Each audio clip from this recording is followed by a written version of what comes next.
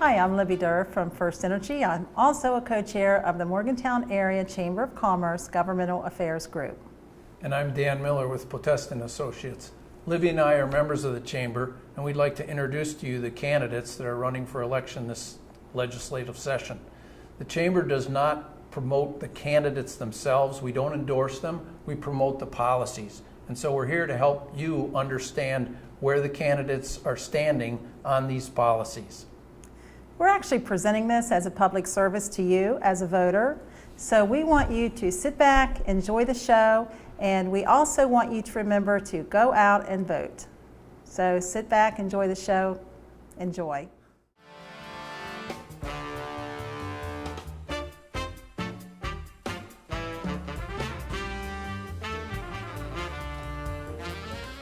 We're here with Charles Clements, and we have a few questions for him. But Charles, before we get into the questions that the Chamber has asked their membership to prioritize, I'd like to give you just a couple of minutes to talk about your background and why you're running.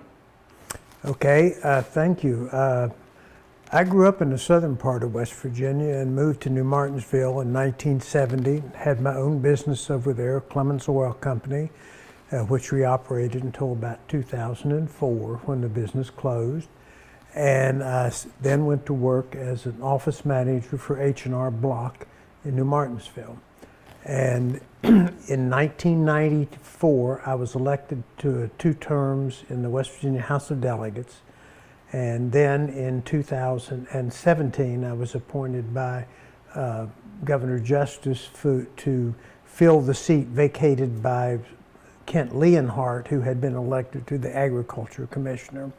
I'm a lifetime West Virginian, but I've traveled extensively, so my views have come from all over the world, and I think I can do a great job for West Virginia.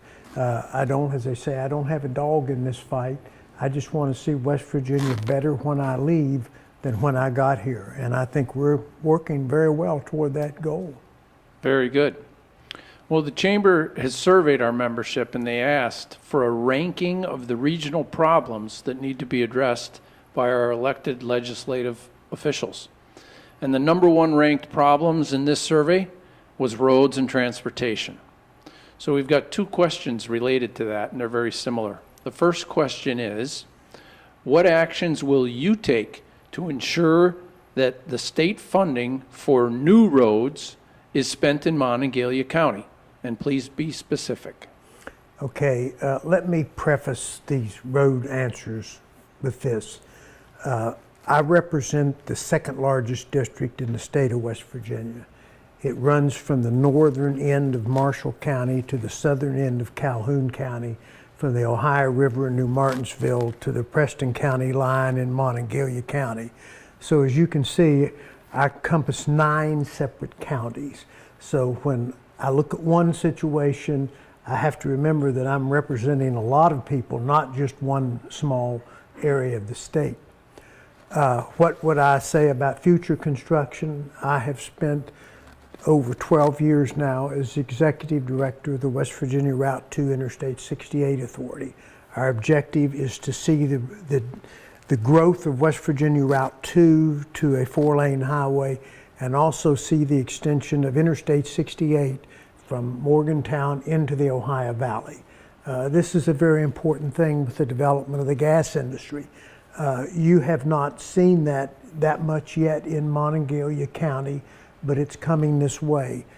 When I look at my hometown of New Martinsville, if you'd have told me we were going to have 24,000 cars a day travel down Route 2 in New Martinsville, I wouldn't have believed it.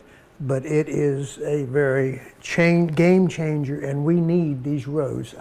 I have worked with Marshall County Commissioner Bob Miller. We've been to Washington to discuss the extension of 68. It's a very major thing, not only for the gas industry, not only for this area, but it can be a big boon to Monongalia County and Morgantown as easy access. Right now, Route 7 is not what I would call a pleasant trip from my hometown over here to Morgantown. But I have worked for 14 years, I guess now, trying to get 68. And we're starting finally to see a little bit of movement in Washington. And we just need to make sure that we get all the people in Charleston on board on that road. Okay, thank you. The follow-up question is, what actions will you take to ensure the state funding for maintenance of roads is spent in Monongalia County? Well, that's a good question for me since I just traveled across Route 7. Delegate Petal from Wetzel County, who represents the western end of Monongalia County, myself, and Delegate Joe Statler have been working hard to try to make sure that Route 7 in the western end of this county is addressed and addressed properly. They are doing some what they call skip patching out there now on the road, but to me that is basically putting a Band-Aid on a major wound. That road needs to be developed. When you go into Blacksville, my understanding is the problem there is that we are faced with handicap curbing on what few sidewalks they have there, and the federal government won't let them pave in that community until they get those handicap things done in there. Now, as representing the other counties, I have had some but I've had some complaints, particularly from Marion County, that they are taking Marion County employees and bringing them to Monongalia County to do work. And I've been assured that they are not cutting down on the work, the 40 hours that they get in Marion County, but they're coming up here and working extra hours. So I think the state is doing that. I know that we now, just within the last week, have had a change in the administration of the Highway Department in District 4, which we will have to wait and see what happens after that. But believe me, rural part of Monongalia County, and of course Morgantown it's its own animal. It's got traffic pretty tough. And as I mentioned earlier, in Wetzel County, in New Martinsville, 24,000 cars. Out of that, 30% of those are trucks, and probably 10% are oversized loads, and they are taking their toll. Our next question is in reference to higher education funding. The number 2 priority of our survey results was higher education funding. Many studies have shown the high return on investment in higher education and its ability to build our economy. Question number 3, what actions will you take to improve and preserve funding for higher education in West Virginia? And please be specific. Let me say this, that I'm a firm believer in education, both secondary and post-secondary education. The unfortunate thing that we see today is that the cost of higher education, post-secondary education, is forcing a lot of people to either forego that or to turn around and leave school with an enormous student debt, which takes an awful lot of their lives to do. I will definitely support funding for the higher education. I've always said that. We need to look not only at our 4-year colleges, but our 2-year colleges have got to be reckoned with, and in particular in our area, because we're educating people with a 4-year degree, but sometimes we're leaving out the 2-year degrees that we can get that need skills for people, skills in electronics, skills in welding. And if you see what's happening in this gas industry, which is, it's the future of West Virginia right now, is what's happening. And we have not gotten the workforce developed to handle that. And the proposed cracker facility in Delhi's Bottom, Ohio, which is walking distance of Moundsville, across the bridge, there's going to be so many people have to come from other areas because we have failed to provide a very good trained workforce to handle that. And you're talking about thousands of jobs that are at stake here. So higher education is high on my list. I know we have a commission, another quote, commission working on what we need to do to fund higher education, and I will definitely support that because West Virginia needs to move forward. We cannot turn around and go backwards. Thank you. With respect to tourism funding, tourism has a major economic impact in the greater Morgantown area. Although we locally continue to see positive tourism trends, a priority is to capitalize on tourism's 8-to-1 return on investment in our community. Question number 4. What can you commit to do to help pass 2018 Designated House Bill 4431, legislation that would set the ground rules for the creation and supervision of the Mountaineer Trail Network? Well, when I got your questions ahead of time, I decided I better have, what did I do on that bill? And I went in there and I was absent on the roll call. So, you know, it was during the last couple of days of the session that went on, and I spent an awful lot of time then working on a Senate bill that dealt with not only oil and gas industry, but also with our jails and prisons, the way we have reorganized those. And I missed that, but I had worked with Delegate Statler in the Judiciary Committee to make sure that the bill got out of there, and it did. Unfortunately, we do have an awful lot of people in the legislature that a lot of these trails, they think that they've got a monopoly on them, and we don't want to expand them. And my feeling on the issue is that when Universal Studios opened in Florida, it sure didn't hurt Disney World, because it just brought that many more people down there, because now you have choices and you can go do one or two of the others. And I have worked with tourism. We recently found there's a location in Tyler County. I know that's not Monongalia County, but a location in Tyler County called the Jug. And it's on Middle Island Creek, and you can put a canoe in and travel 6.5 miles around the Jug and come back within 100 feet of where you got in. It just makes a big loop.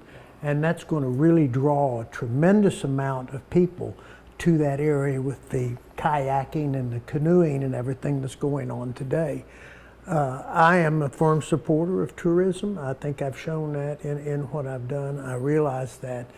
And we've got a lot to offer here in this state for the beauty of the state. And we need to get people in here. We got to get transportation in and out of here. We've got to take great advantage of this. We've got to hope that private industry steps forward and develops lodging, restaurants, and things like that. I'm the type of person that feels that it's not up to the state to provide jobs. It's up to the state to create an atmosphere where jobs will be created. And tourism is one of those things. But we need, once again, go back to your first question, we need the infrastructure to get the people in and out of here. And I think that these trails, and they're becoming much more, you know, popular with people. Like I said, whether it's canoeing, whether it's bike riding, whether it's four-wheeling, it's of all interest and will bring people from everywhere. And I will support it and always have. The unfortunate thing is that this year, due to the situation with the teacher strike, we had to go in to make sure we could pay for that, and tourism funds were cut. But I think we've got enough money to go back in and reinstate those funds now. But we had to make sure we could take care of the obligations that we were committing to with the other. Very good. Did you say that canoe path of 6 miles, it was called the Jug? The Jug. J-U-G? Yep. Okay. Because it's a jug handle, you know. You Yep. grab the old I jug see. and that's where you hold it by. Very good. It's in Tyler County, right along Route 18, south of Middleburn. And it's going to be a very interesting thing. It all came out of a meeting that Senator Maroney and I had with the Commerce Department. And after the meeting was over, we just talked to him, says, you know, we know you signed a gas lease out there for millions and millions of dollars for the property the state already owned out there. Said it'd be nice if you spent some of that money there. Well, about 2 weeks later, we got a letter said they would commit $3 million to development of that. And then just within the last 3 weeks, I received a letter where the Commerce Department or the DNR and the Highway Department have signed an agreement to do that. They have to replace a bridge/dam that fit right there in that area, because, I mean, it's interesting. If you ever get a chance, just go down there and look at it. Very good. And so the DNR and the Highway Department will create access? Is that what? That's what they're going to do. Well, the purpose of the dam basically is that right now, because of flooding, past flooding and negligence, not negligence, but lack of maintenance in the area, the water is shooting, most of it is just going straight over instead of going around. This will put the water and force the water around.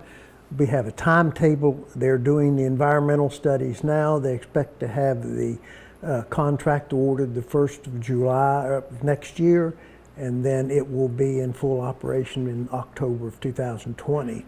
And I think 2020, hey, that's just around the corner. Yep. Well, before we let you go, we do have a final question, and that allows you to talk about your passions or priorities for this upcoming legislative session. So we'll let you go on that. Okay. As I said, the biggest thing in my lifetime, and I've been around a while now, has been this development of this gas industry in the northern part of West Virginia. And like I said, it's coming your way.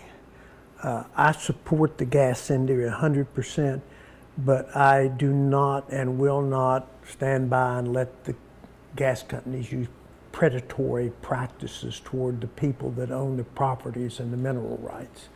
If you go back and look, I was the sole sponsor of Senate Bill 360, which says that they have to treat the people fairly.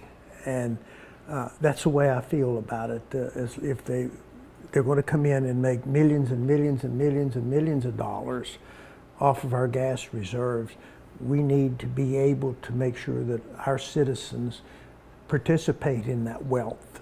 Unlike the coal industry, which years ago the coal was owned by the coal barons, and basically what happened was if you lived in a coal mining area, you got a little bit of, maybe got a job, but you didn't get any much money out of it. Whereas up here, the oil and gas reserves are owned by the people.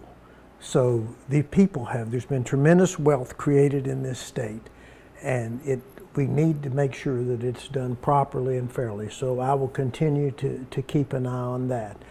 We need to address our workforce development. That's very important.